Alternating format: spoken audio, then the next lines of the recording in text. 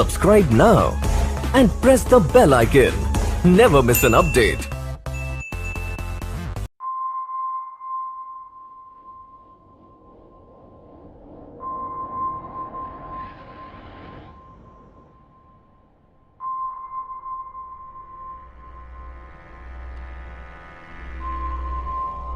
বাংলা সাহিত্যের রোমাঞ্চকর কিছু গল্প দিয়ে সাজানো আমাদের এই বিশেষ নিবেদন সানডে সাসপেন্স।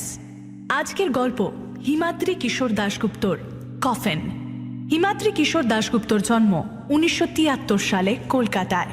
কলকাতা বিশ্ববিদ্যালয় থেকে ইতিহাসে স্নাতকোত্তর। বর্তমানে প্রায় সমস্ত শিশু কিশোর পত্রিকায় নিয়মিত লেখক। আজকের গল্প আমরা নিয়েছি দেব সাহিত্য কুটির প্রকাশিত ভয় ভয়ঙ্কর বইটি থেকে। গল্প পাঠে দীপ, সূত্রধার আমি অয়ন্তিকা। শুরু হচ্ছে কফিন।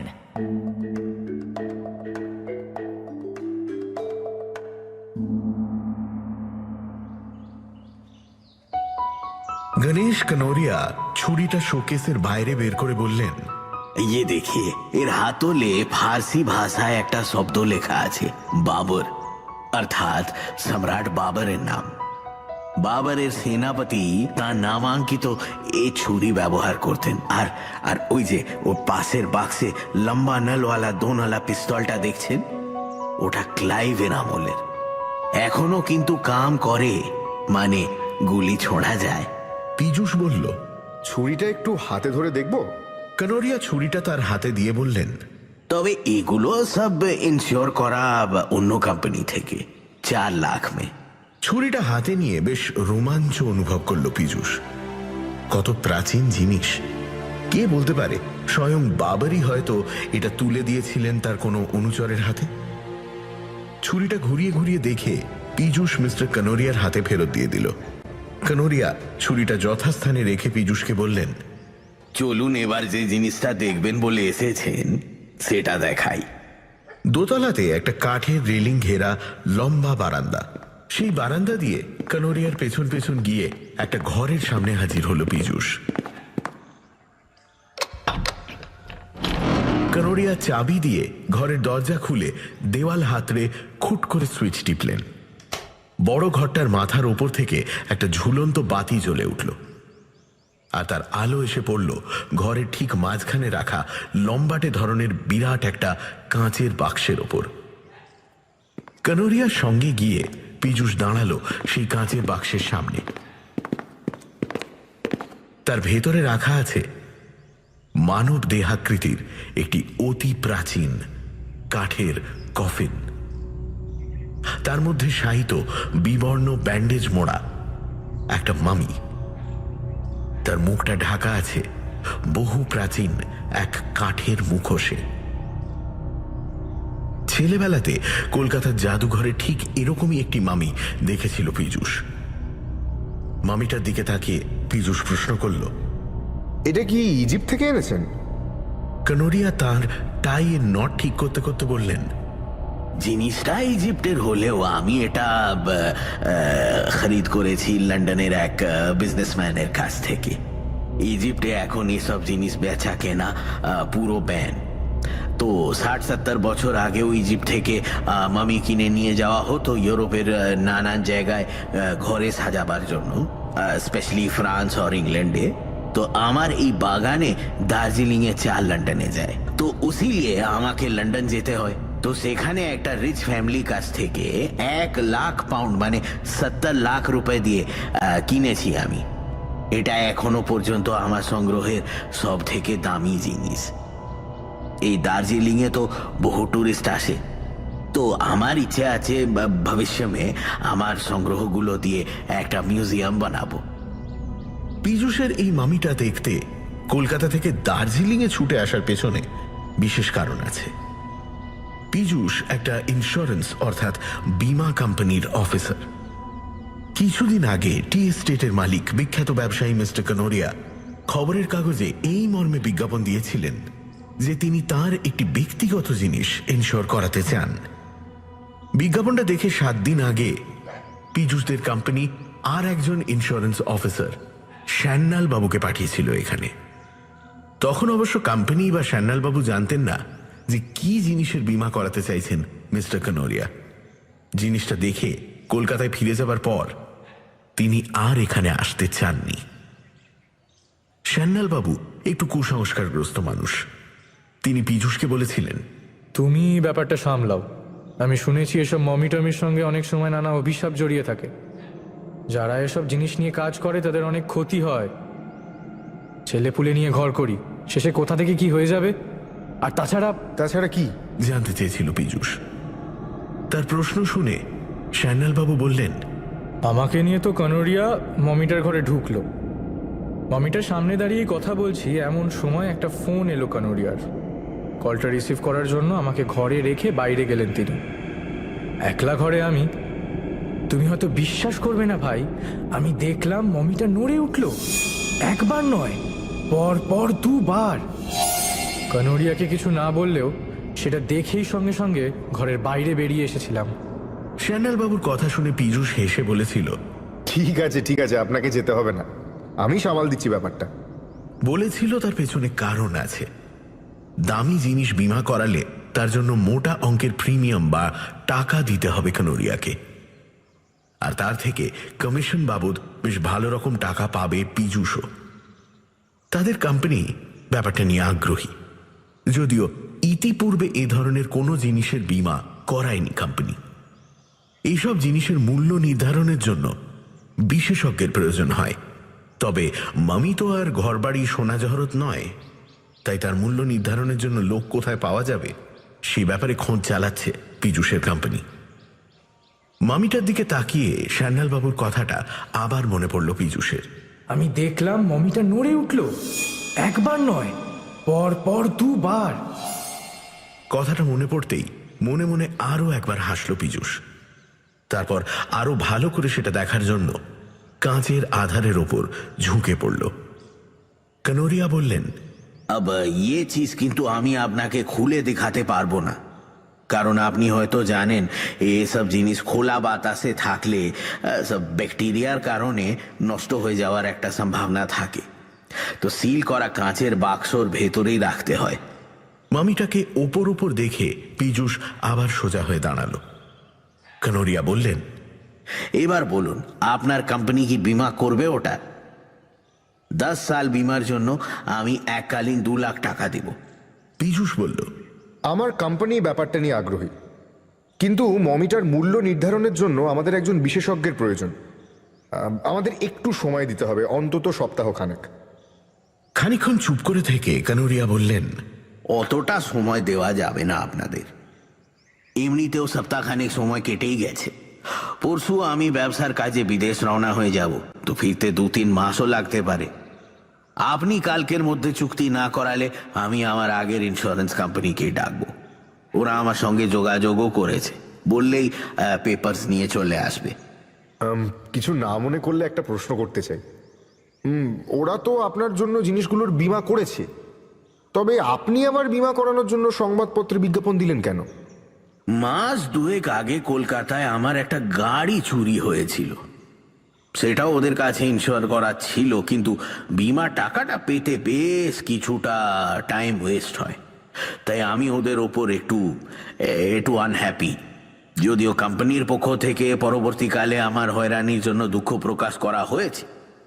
এখন আপনারা যদি বীমাটা করাতে রাজি না হন তো মুঝে উन्हीं लोगों को बुलाना पड़ेगा। এবার ব্যাপারটা বোধগম্য হল পীযূষের। সে অবশ্য কানোরিয়ার কথা শুনে ধন্দের মধ্যেও পড়ল। শেষ পর্যন্ত ব্যাপারটা হাতছাড়া হয়ে যাবে না তো? কোম্পানি অবশ্য তাকে বলে রেখেছে যে ব্যাপারটা বিশ্বাসযোগ্য মনে হলে বীমার চুক্তিটা সে করতেই পারে। তাই সঙ্গে করে চুক্তিপত্র নিয়েও এসেছে পীযূষ।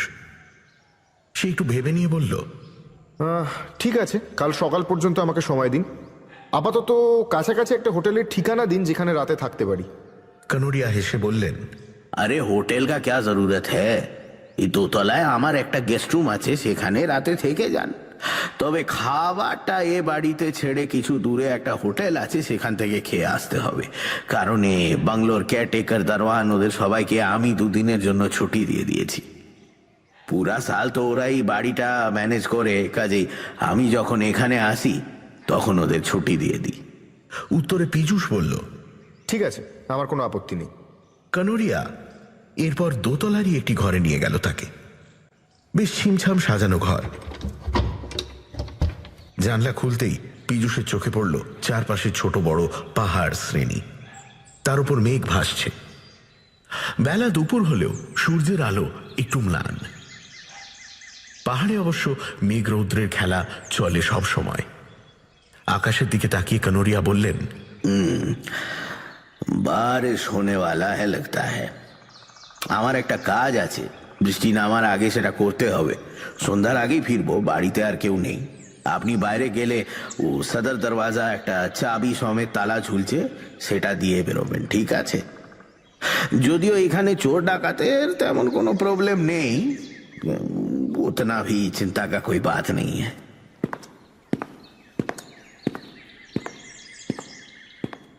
কিছুক্ষণের মধ্যেই পীযূষ শুনতে পেল বাইরে কানোরিয়ার গাড়ির শব্দ মিলিয়ে গেল। কানোরিয়ার কাঠের বাড়িটাতে একলা রইল পীযূষ। দার্জিলিংয়ে হলেও কানোরিয়ার বাড়িটা শহরের একটু বাইরের দিকে একটা ছোট টিলার ওপর। চারপাশে আর কোনো ঘর বাড়ি নেই। শহরের দিক থেকে একটা সর্পিল রাস্তা এসে এ বাড়িটার কাছেই শেষ হয়েছে। তার একদিকে খাদ আর অন্যদিকে পাহাড়ের ঢালে পাইন আর দেবদারুর বন। বাড়ি থেকে বেরিয়ে মিনিট 20 হাঁটলে তবে কয়েকটা ঘর বাড়ি আর একটা খাবারের হোটেল আছে। ভাড়া গাড়ি করে এখানে আসার পথে সেগুলো চোখে পড়েছিল পীযূষের। ঘর ছেড়ে বাইরের কাঠের রেলিং ঘেরা বারান্দাতে এসে দাঁড়ালো পীযূষ।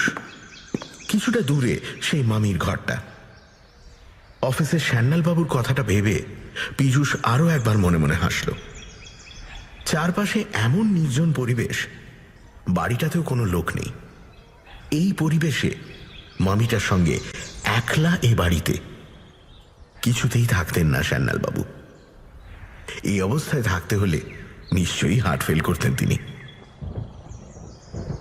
বারান্দার রেলিং ধরে দাঁড়িয়ে পীযূষ এরপর ভাবতে লাগল তার কি করা উচিত। বীমাটা কি সে করিয়ে নেবে? কিছুক্ষণের মধ্যেই পীযূষের চোখের সামনে বাইরের পরিবেশটা কেমন যেন দ্রুত বদলাতে শুরু করল। পাইন বনের মাথার উপর ভেসে বেড়ানো সাদা তুলোর মতো মেঘগুলো জমাট বাঁধতে শুরু করল। অন্ধকার নামতে শুরু করলো চারদিকে। কনকনে ঠান্ডা বাতাসের ঝাপটা এসে লাগলো পীযূষের গায়ে। দুলতে শুরু করলো পাইন গাছের মাথাগুলো। ঝড়ের পূর্বাভাস। বারান্দায় আর দাঁড়িয়ে থাকা সমীচীন হবে না মনে করে নিজের ঘরে গিয়ে ঢুকলো পীযূষ। আর তারপরেই শুরু হলো প্রচণ্ড দুর্যোগ। প্রথমে শো শো শব্দে প্রচণ্ড বাতাস বইতে লাগলো, আর তারপর তা মারাত্মক ঝড়ের রূপ নিল। থরথর করে কাঁপতে লাগলো কাঠের বাড়িটা। ঘরের ভেতরে বসে বাড়ির ভেতরে নানান জায়গা থেকে নানা দুমদাম শব্দ কানে আসতে লাগলো তার। হয়তোবা খোলা জানলা দরজা।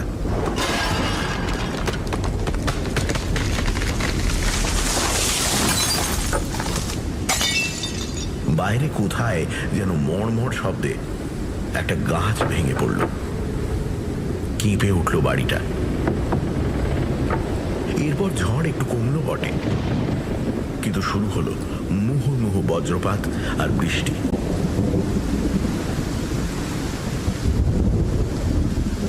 পীযূষের ঘরের ভেতর যে বাতি জ্বলছিল সেটা হঠাৎ নিভে গেল। সম্ভবত কারেন্ট চলে গেল। বাজ পড়ার শব্দে থরথর করে কেঁপে উঠতে লাগলো বাড়িটা। এবার একটু ভয় পেয়ে গেল পীযূষ। না, অন্য কিছুর ভয় নয়। সে ভাবতে লাগলো কাঠের এই বাড়িটা ধসে পড়বে না তো?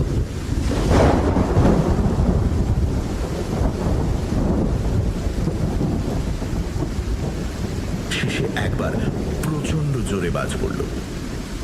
সম্ভবত সেটা পড়ল বাড়ির গা ঘেঁষেই। আর এতটাই তার অভিঘাত যে বাড়িটা যেন সেই শব্দে মৃদু দুলে উঠল। কোথায় কি যেন একটা ঝনঝন শব্দে ভেঙে গেল। এবার স্পষ্টতই আতঙ্ক গ্রাস করল পীযূষকে। সে বুঝে উঠতে পারল না তার কি করা উচিত। ঘরে থাকবে না বাইরে বেরোবে। কিন্তু প্রচন্ড শব্দে সেই শেষ বাজটা পড়ার পরই ধীরে ধীরে সবকিছু শান্ত হয়ে আসতে লাগলো। কিছুক্ষণের মধ্যেই যেমন আকস্মিকভাবে দুর্যোগটা এসেছিল ঠিক তেমন ভাবেই তা থেমে গেল। পাহাড়ি অঞ্চলে অবশ্য ঝড় বৃষ্টি এমনই আসে যায়। হাঁপ ছেড়ে বাঁচল পীযূষ। এরপর ঘরের ভেতর আরো কিছুক্ষণ সে বসে রইল। তারপর যখন বাইরের প্রকৃতি একদম শান্ত হয়ে গেল তখন বাইরের বারান্দায় বেরিয়ে এলো সে। চারদিকে দুর্যোগের স্পষ্ট চিহ্ন ছড়িয়ে আছে। বাড়ির কিছুটা দূরেই দুটো বিরাট পাইন গাছ ভেঙে পড়েছে। বারান্দা বৃষ্টির জলে না ভিজলেও উড়ে আসা শুকনো পাতার রাশি ছড়িয়ে আছে সারা বারান্দা জুড়ে। বারান্দা লাগোয়া একটা ঘরের জানলার কাঁচের সারসি ঝড়ের দাপটে ভেঙে ছড়িয়ে আছে মাটিতে। হয়তো এই কাঁচ ভাঙার শব্দই শুনতে পেয়েছিল সে, মনে মনে ভাবল পীযূষ।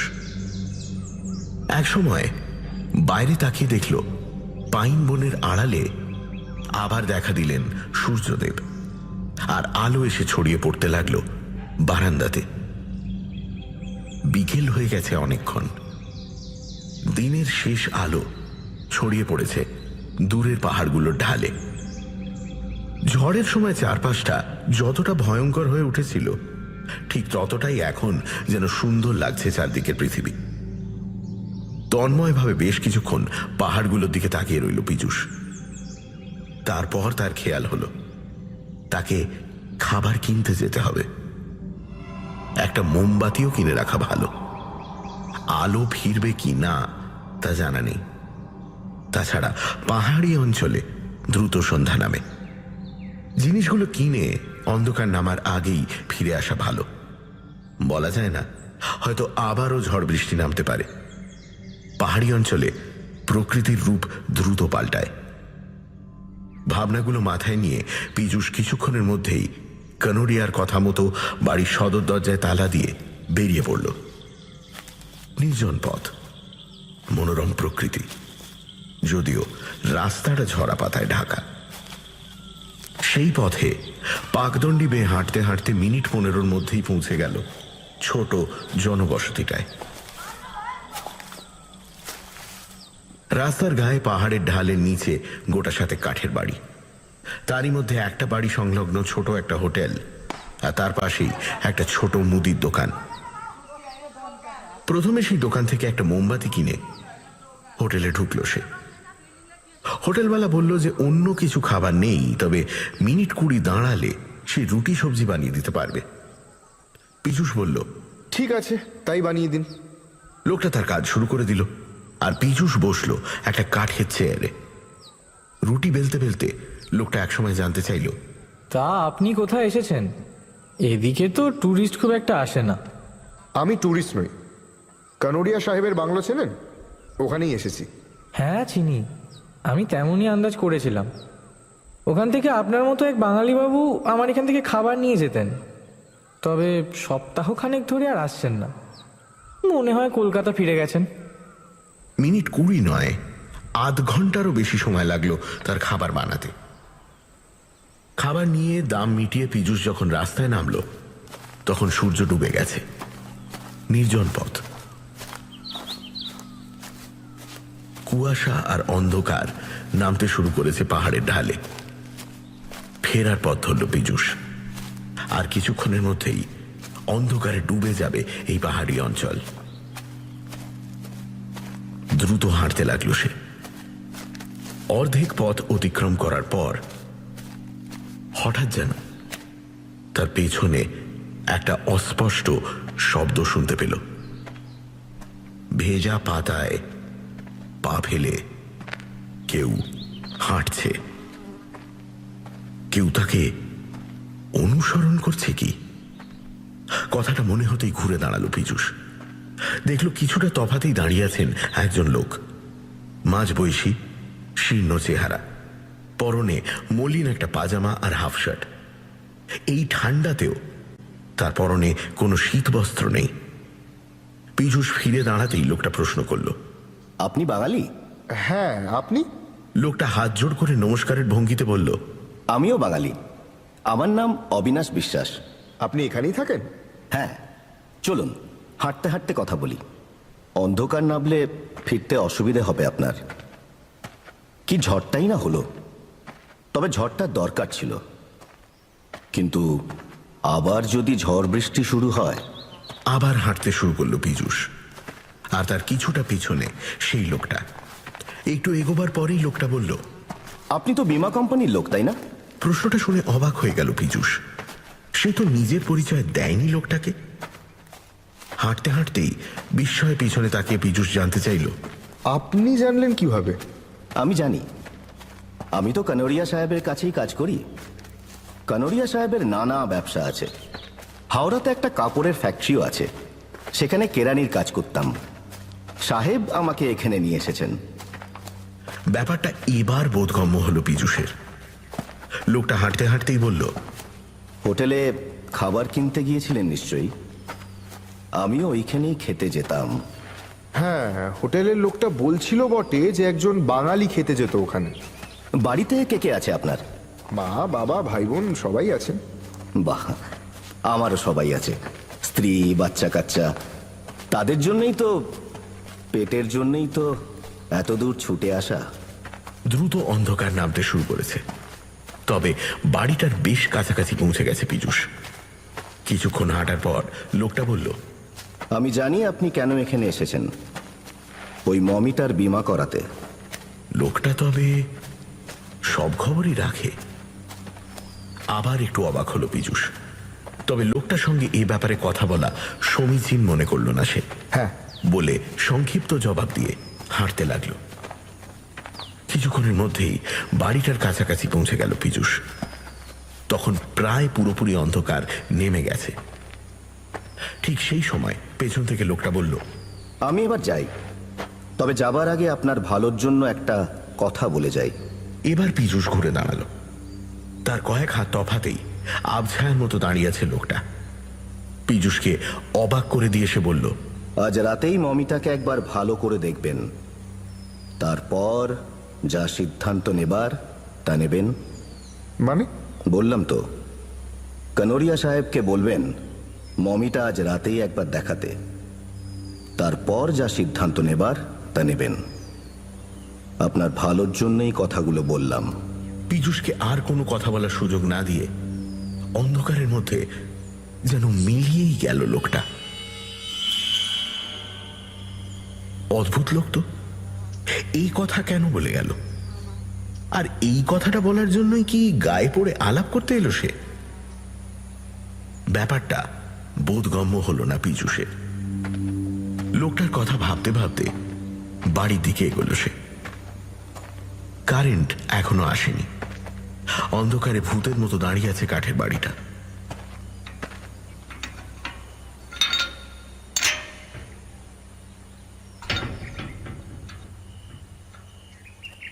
মোম জ্বালিয়ে তালা খুলে দোতলায় উঠে পীযূষ তার ঘরে গিয়ে ঢুকল।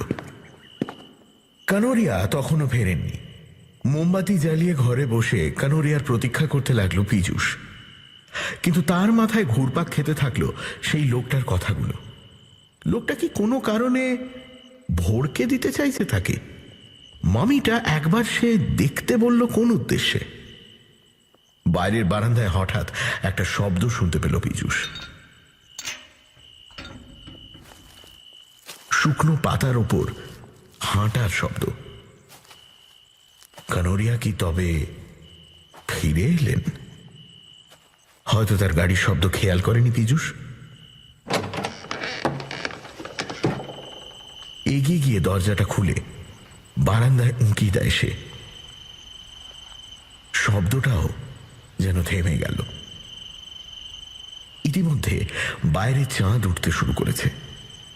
সে আলোতে বারান্দার শেষ প্রান্ত অবধি আবছা হলেও দেখা যাচ্ছে। কিন্তু বারান্দাতে কেউ কোথাও নেই। তবে কি শব্দটা মনের ভুল? ব্যাপারটা ঠিক বুঝে উঠতে পারল না পীযূষ। আবার দরজা বন্ধ করে খাটে বসল। এরপর ভাবতে লাগলো তার কি করা উচিত। বীমাটা করাতে পারলে কমিশন বাবদ বেশ কিছু টাকা পকেটে আসবে তার, আর কোম্পানিও খুশি হবে। কিন্তু বিশেষজ্ঞের পরামর্শ ছাড়া কাজটা করলে একটা আশঙ্কাও থেকে যায়। পরে হয়তো দেখা গেল যে জিনিসটার মূল্যই হয়তো অত নয়। তখন কোম্পানির কোনো আর্থিক ক্ষতি হলে তার দায় নিতে হবে পীযূষকে। কিন্তু এইসব ভাবনার মাঝেই পীযূষের মনে পড়ল অবিনাশ বিশ্বাস নামে লোকটার কথা। কেনই বা লোকটা হঠাৎ পথের মাঝে উদয় হলো, আর কেনই বা মামিটা তাকে দেখার কথা বলে উধাও হলো, কে জানে। পীযূষের মনে হলো এমনও তো হতে পারে যে লোকটা কোনো বীমা কোম্পানির এজেন্ট। কোনোভাবে সে হয়তো জানতে পেরেছে পীযূষের পরিচয়, তাই পীযূষের মনে সন্দেহ সৃষ্টি করে বীমাটা নিজেরা করার ধান্দা করছে। পীযূষ শেষ পর্যন্ত সিদ্ধান্ত নিল যে বীমাটা সে করবে। তবে লোকটা কেন তাকে মামিটা দেখার কথা বলল, সেই সন্দেহ নিরসনের জন্য কানোরিয়া সাহেব ফিরলে মামিটা আর একবার সে দেখবে।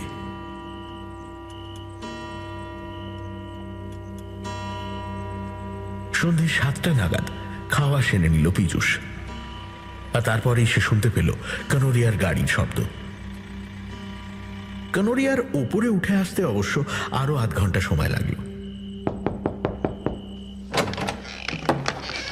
দরজায় নক করার শব্দ শুনে পীযূষ খুলে দেখল কানোরিয়া দাঁড়িয়ে আছেন। তার পরনে ড্রেসিং গাউন। পীযূষকে তিনি বললেন, ঝড়ে রাস্তায় একটা গাছ পড়েছিল, তার জন্য আটকে ছিলাম বহুক্ষণ, তো তাই ফিরতে দেরি হলো। তারপর ড্রেস চেঞ্জ করে উপরে এলাম। আপনার কোনো তকলিফ হয়নি তো? না, তেমন কিছু নয়, তবে ঝড় জলের সময় একটু ভয় পেয়ে গেছিলাম। ভূতের ভয় নয় তো? হাজার হোক মমিটা তো এ বাড়িতেই আছে। না স্যার, ওসব আমার নেই। আসলে এত বাজ পড়ছিল যে একটু ভয় লাগছিল। ভাবলেন কিছু? वैसे कल तक का वक्त है आपके पास? ভেবেছি বীমাটা আমি করাবো, তবে থ্যাংক ইউ। কিন্তু তবে কি? মমিটা আমি এখন একবার দেখতে চাই। কানোরিয়া কয়েক মুহূর্ত চুপচাপ পীযূষের মুখের দিকে তাকিয়ে থেকে বললেন, আপনি তো এসব ব্যাপারে বিশেষজ্ঞ নন, তবে আপনি যখন মমিটা আর একবার দেখতে চান তখন আমার কোনো প্রবলেম নেই। দাঁড়ান, আমি নিচে গিয়ে চাবিটা নিয়ে আসি। মিনিট 3 মধ্যেই চাবি নিয়ে ফিরে এলেন তিনি। বাইরে বেশ বড় চাঁদ উঠেছে, মেঘ মুক্ত আকাশ, চাঁদের আলো চুঁইয়ে পড়ছে দূরের পাহাড়গুলোর গা বেয়ে। ঘর থেকে মোমবাতিটা পীযূষকে সঙ্গে নিতে বললেন কানোরিয়া। আলোটা নিয়ে কানোরিয়ার পিছন পিছন বারান্দা ধরে এগোলো পীযূষ।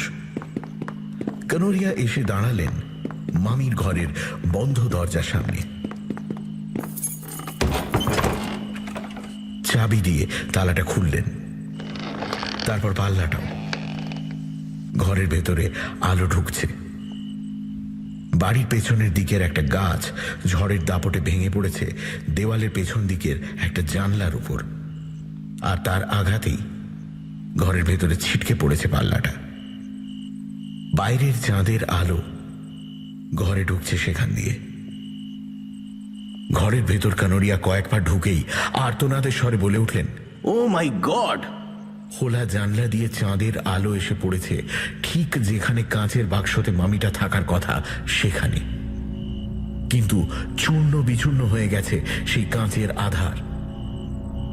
জানলার পাল্লাটা তার কিছুটা তফাতে পড়ে, হয়তো তার আঘাতেই অথবা বজ্রপাতের অভিঘাতে ভেঙে গেছে কাঁচের বাক্সটা। পীযূষের মনে হলো ঝড় বৃষ্টির সময় ঘরে বসে বসে সে যে ঝনঝন শব্দ শুনেছিল তা এই কাঁচের বাক্স ভাঙার শব্দটাও হতে পারে। ভালো করে সেদিকে তাকিয়ে পীযূষ দেখতে পেল ভাঙা কাঁচের বাক্সর ভেতর সেই প্রাচীন কাঠের কফিন আছে ঠিকই, কিন্তু তার মধ্যে মামিটা নেই। ঘরের চারপাশে ছড়িয়ে আছে কাঁচের টুকরো, আর লম্বা লম্বা কাপড়ের ফালি, প্রাচীন ব্যান্ডেজগুলো যা দিয়ে মোড়া ছিল মামিটা। পীযূষ কয়েক পা এগিয়ে গিয়ে কাঠের কফিনটার সামনে দাঁড়ালো, তার সঙ্গে কানোরিয়াও। কাঠের শূন্য কফিনটার সামনে দাঁড়িয়ে বিস্ময়ে হতবাক পীযূষ প্রশ্ন করল, এ কি, মমিটা গেল কোথায়? কানোরিয়ার চোখে মুখেও বিস্ময় ফুটে উঠেছে। তিনিও যেন এই শূন্য কফিনটা দেখার জন্য প্রস্তুত ছিলেন না। পীযূষের কথায় হয়তো তিনি কোনো জবাব দিতে যাচ্ছিলেন, কিন্তু তার আগেই একটা কণ্ঠস্বর শোনা গেল। ওর মধ্যে তো কোনো মমি ছিলই না। বিদেশ থেকে শুধু ওই কাঠের পুরনো কফিনটা আর ব্যান্ডেজগুলো আনা হয়েছিল, তাই না কানোরিয়া সাহেব? সঙ্গে সঙ্গে কানোরিয়ার মুখ কেমন যেন একটু ফ্যাকাশে হয়ে গেল। কথাটা কে বলল বোঝার জন্য ঘরের চারদিকে তাকাতে লাগলেন তিনি। আর তারপর শোনা গেল সেই কণ্ঠস্বর। বুদ্ধিটা ভালোই ফেঁদেছিলেন। কদিন পর মমিটা খোয়া গেছে বলে বীমা কোম্পানির কাছে টাকা দাবি করতেন। কেউ বুঝতেই পারতো না যে ওই কাঠের কফিনে কোনো মমি ছিল না। কানাঘুষো শুনছিলাম যে আপনার ব্যবসা লোকসানে চলছে, কিন্তু তার জন্য মানুষের জীবন নিয়ে চিনিমিনি খেললেন। পীযূষ আর কানোরিয়া দুজনেই এবার বুঝতে পারল যে কণ্ঠস্বরটা আসছে ঘরের অন্ধকার এক কোণ থেকে। চাঁদের আলো সেখানে পৌঁছচ্ছে না। সেদিকে তাকিয়ে কানোরিয়া বলে উঠলেন, কে কে আপনি? এবার অন্ধকার ছেড়ে বেরিয়ে এলো লোকটা। মামির মুখের ওপর যে মুখোশটা পরানো ছিল, এক হাত দিয়ে সেই প্রাচীন কাঠের মুখোশটা দিয়ে নিজের মুখটা আড়াল করে রেখেছে সে। কানোরিয়া আবারও বলে উঠলেন, কে কে কে কে তুমি? এবার যেন মৃদু কেঁপে উঠল তার গলাটা।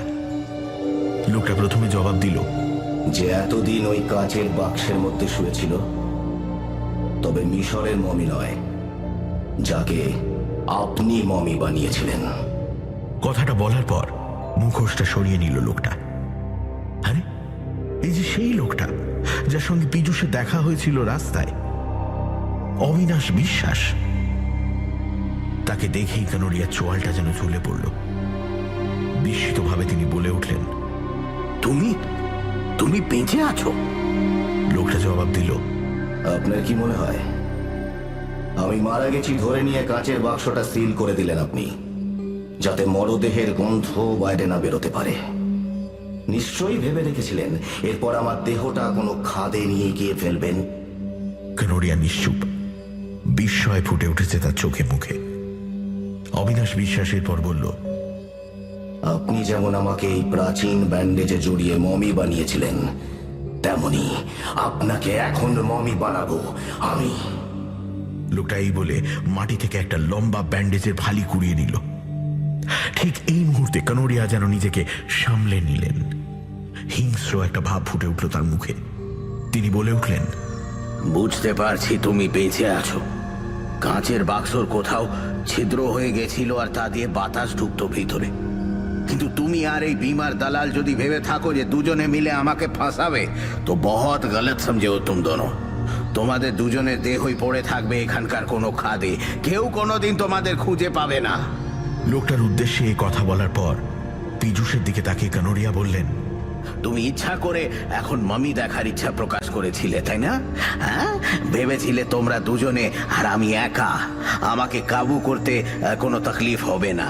হ্যাঁ, কিন্তু তোমাদের সেই ইচ্ছা পূরণ হলো না। এই বলে ডান হাতটা ওপরে তুললেন কানোরিয়া।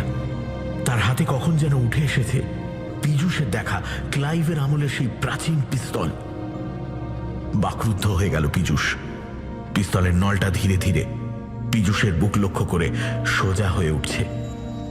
পীযূষ আতঙ্কে হিম হয়ে গেলেও ঘরের অন্য লোকটা কিন্তু ঘাবড়ালো না। সে বলে উঠল, পিস্তলটাও মমির মতন নকল নয় তো? কাজ হবে তো? আমাকেই আগে গুলি করুন। কথাটা কানে যেতেই কানোরিয়ার হাতে পিস্তলটা ঘুরে গেল লোকটার দিকে। হিংস্র হাসি হেসে কানোরিয়া বললেন,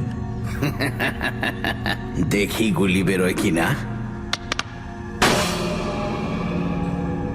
আলোর ঝিলিক, প্রচন্ড শব্দে কেঁপে উঠল ঘরটা। বারুদের ধোঁয়ায় কয়েক মুহূর্তের জন্য অদৃশ্য হয়ে গেল লোকটা, কিন্তু তারপরেই পীযূষ দেখতে পেল একইভাবে দাঁড়িয়ে আছে সে। আবছা হাসিও যেন ফুটে উঠেছে তার ঠোঁটে, আর কানোরিয়ার চোখে মুখে ফুটে উঠেছে প্রবল বিস্ময়। মুহূর্ত খানিক সময় পরস্পরের দিকে তাকিয়ে রইলেন তারা। তারপর কানোরিয়া আবারও পিস্তল উঠিয়ে গুলি চালালেন অবিনাশের বুক লক্ষ্য করে। আবার প্রচন্ড শব্দ আর বারুদের ধোঁয়াতে ভরে গেল ঘর। মোমবাতিটা খসে পড়ল পীযূষের হাত থেকে। ধোঁয়া কাটতেই পীযূষ দেখল লোকটা একইভাবে দাঁড়িয়ে আছে। তার মুখের হাসিটা এবার স্পষ্ট, আর তার দিকে তাকিয়ে যেন রক্ত শূন্য হয়ে গেছে কানোরিয়ার মুখ। কানোরিয়া আরো একবার তাকে লক্ষ্য করে পিস্তল উঁচিয়ে ঘোড়া টানলেন। খট করে একটা শব্দ হলো, কিন্তু গুলি বেরোলো না। ওই প্রাচীন দোনলা পিস্তলে দুটো মাত্র গুলি ছিল। লোকটা এরপর বলল, এবার আমার পালা। সে এক পা করে এগোতে লাগলো কানোরিয়ার দিকে। কানোরিয়া কিন্তু কোনো প্রতিরোধ করার চেষ্টা করলেন না। তার হাত থেকে পিস্তলটা মাটিতে খসে পড়ল। প্রচন্ড আতঙ্কে বিস্ফারিত চোখে লোকটার দিকে তাকিয়ে কাঁপতে শুরু করলেন তিনি। লোকটা যখন একদম কাছে চলে এলো, তখন কাটা কলা গাছের মতো মাটিতে পড়ে গেলেন তিনি। অবিনাশ বিশ্বাস নামের লোকটা এরপর মাটিতে বসে ব্যান্ডেজের কাপড়গুলো কানোরিয়ার মুখে মাথায় জড়াতে শুরু করল। ঘটনার আকস্মিকতায় কিছুক্ষণের জন্য স্তব্ধ হয়ে গেছিল পীযূষ। হুঁশ ফিরতেই সে লোকটার উদ্দেশ্যে বলল, কানোরিয়া সাহেব কি মারা গেছেন? আরে ও কি করছেন আপনি? অবিনাশ বিশ্বাস জবাব দিল, অজ্ঞান হয়ে গেছে। আমি জীবন্ত মমি বানাচ্ছি, যেমন ও আমাকে বানিয়েছিল। আমাকে বাধা দেবেন না। লোকটা আপনারও ক্ষতি করতে চেয়েছিল। তাড়াতাড়ি কাজটা সেরে আপনাকে বাস স্ট্যান্ডে পৌঁছে দেব। এখানে থাকলে আপনি বিপদে পড়তে পারেন। পীযূষ আর তার কাজে বাধা দিল না।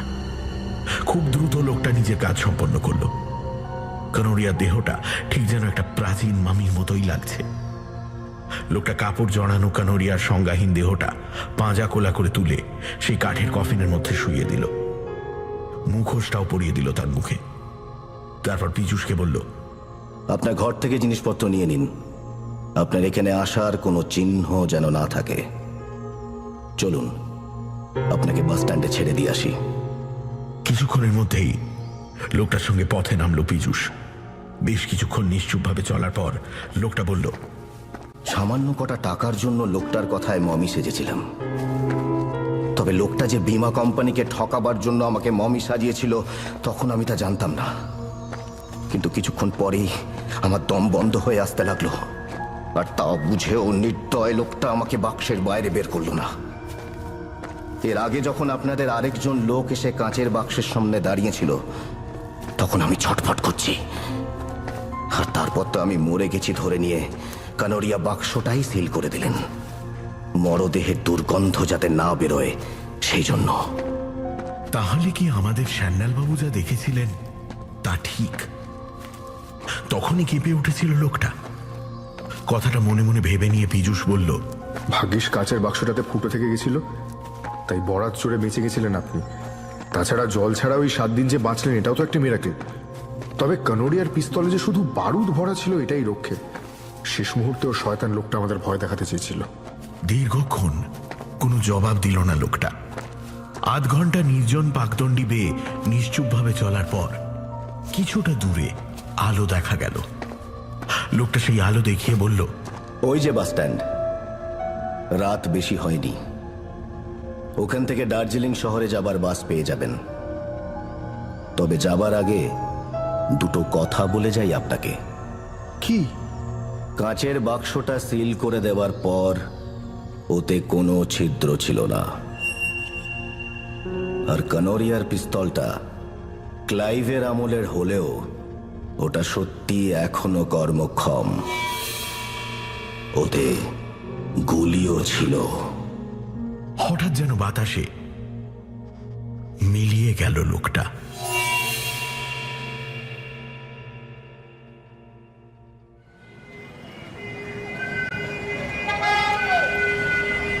দুদিন পর কলকাতায় ফিরে এলো পীযূষ। ইতিমধ্যেই সে তার কোম্পানিকে জানিয়ে দিয়েছে কানোরিয়ার সঙ্গে তার দেখা হয়নি, কারণ দার্জিলিংয়ে পৌঁছবার পরেই কানোরিয়া তাকে টেলিফোনে জানিয়ে দেন তিনি বীমা করাতে আগ্রহী নন। অবশ্য এই মিথ্যে বলার জন্য পীযূষের বীমা কোম্পানির কাছে ধরা পড়ার ভয় নেই, কারণ ইতিমধ্যেই সংবাদপত্রে একটা খবর প্রকাশিত হয়েছে। বিখ্যাত ব্যবসায়ী অখিলেশ কানোরিয়াকে বাকশক্তিহীন ও পক্ষাঘাতগ্রস্ত অবস্থায় তার দার্জিলিংয়ের বাংলো থেকে উদ্ধার করা হয়েছে। অদ্ভুতভাবে মামির মতো কাপড় গায়ে জড়িয়ে একটি প্রাচীন মামির বাক্সে শুয়েছিলেন তিনি। তবে সে ঘরে আরো একটা পচা গলা মৃতদেহ পাওয়া গেছে। তার বুকে বুলেটের ক্ষতচিহ্ন রয়েছে। এছাড়া সে ঘরের ভেতর থেকে কানোরিয়ার সংগ্রহের একটি প্রাচীন পিস্তলও মিলেছে।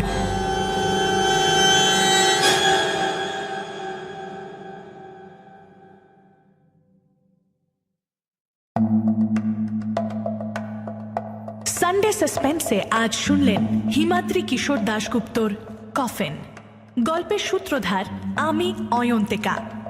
গল্পের কথক এবং কানোরিয়া দীপ। সান্যাল এবং খাবারের দোকানের মালিক চয়ন। পীযূষ, অগ্নি, অবিনাশ বিশ্বাস, অংশুমান পাল। পর্ব পরিচালনায় দীপ এবং উপাসনা। ধ্বনি পরিকল্পনা শুভদীপ। Poster design asterisk. শেষ হল হিমাদ্রি কিশোর দাশগুপ্তর কফিন। সামনের সপ্তাহে আরও একটি রোমাঞ্চকর গল্প নিয়ে হাজির হবে সানডে সাসপেন্স।